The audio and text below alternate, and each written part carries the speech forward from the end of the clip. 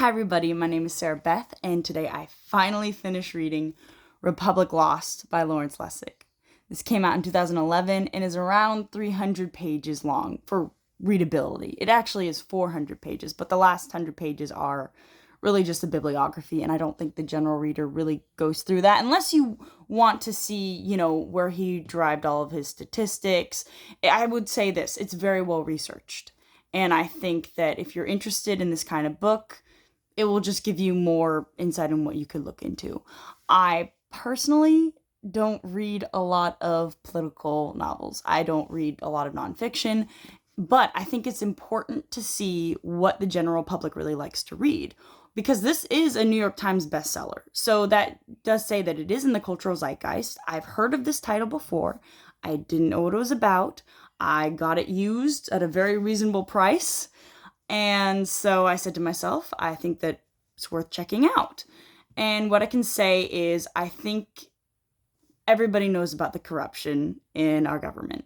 And I do appreciate that the author of this book didn't really show his political beliefs too much. I mean, you do learn that he is a Democrat and he enjoyed Obama's campaign, but then lost faith in him.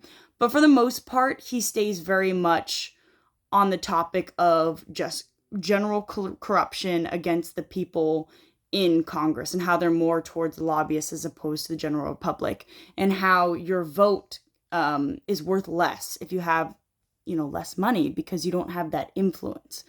And it's also a lot about how the general public has lost a lot of faith in its government. And with that, we've lost, obviously, patriotism. And, not a lot of people like to interfere with government or even, watch too much of what's going on because of the fact that we don't feel involved. We feel hopeless. And so it's kind of like a coping mechanism, which I would say is actually pretty true to form even today, because this is, over a decade old. So it's a little obsolete, but I do feel that a lot of this still rings true.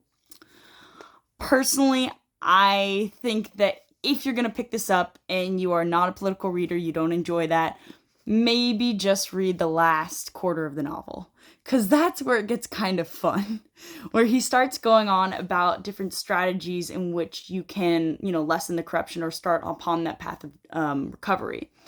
Because I think that it's a little bit of anarchy, and I really respect that. He talks about how the general people should be, basically taking a stand against what's going on and holding Congress hostage in a way, and basically imposing these different kind of reforms, but saying that once we finish that, nobody in that movement is going to hold office, which I appreciate, because it shows that there really aren't ulterior motives, because I think that a lot of problems that he discusses in this book is due to the fact that people within Congress are very much reliant on the funds that different interest groups give.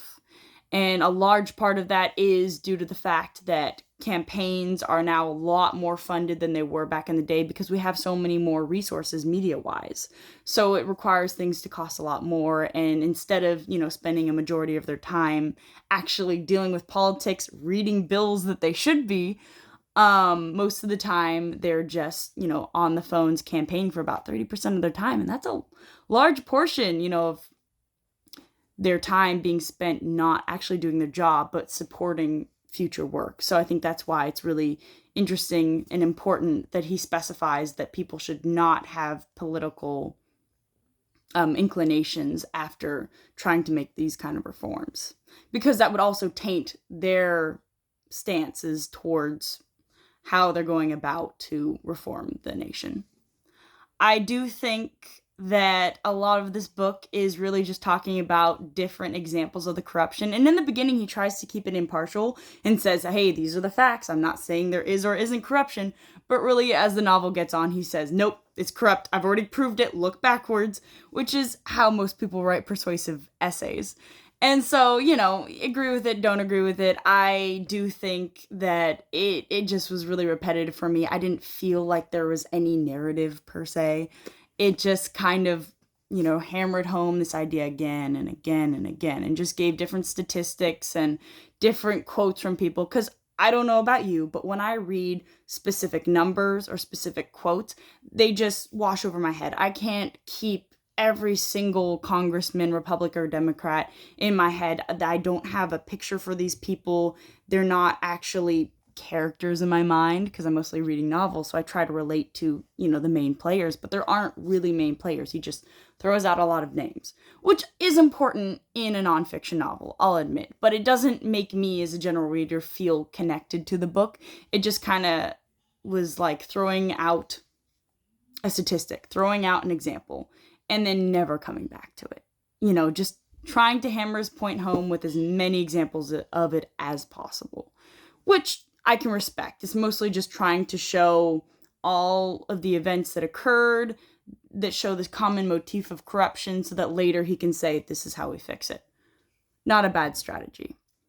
I do think that it's kind of strange that the novel always talks about a hypothetical person in terms of she or her, never using, the male pronouns. So I think that kind of shows that he was very much on the liberal side, the writer of this book. It pulled me away from this book a little bit.